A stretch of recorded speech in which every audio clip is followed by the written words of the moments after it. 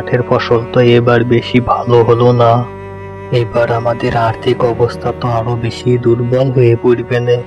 আমি তো খুবই চিন্তায় পড়ে গেলাম। ওগো, তুমি কোনো চিন্তা করো না, দেখবা আল্লাহ আমাদের জন্য কোনো না কোনো ব্যবস্থা ঠিকই করে দিবে।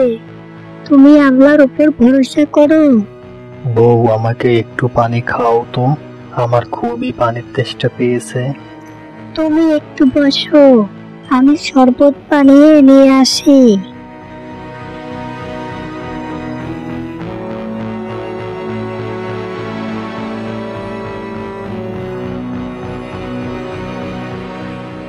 এই নাও শরবত। হ্যাঁ বউ, দাও তো।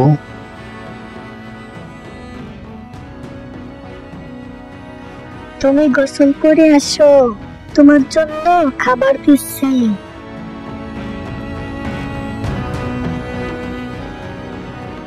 এবার তো মাঠের ফসল ভালো হলো না, আমাদের তো টাকা রোজগার করার বিকল্প পদ্ধতি ভাবতে হবে।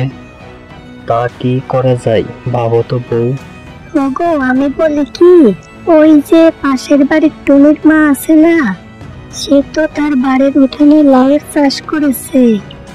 তা আমরাও যদি লাউয়ের চাষ করি তাহলে কেমন হয়? হ্যাঁ বউ, তুমি কথাটা খারাপ বলনি।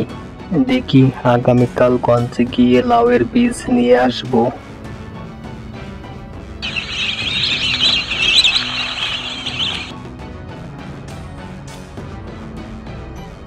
বউ, বউ, শুনছো?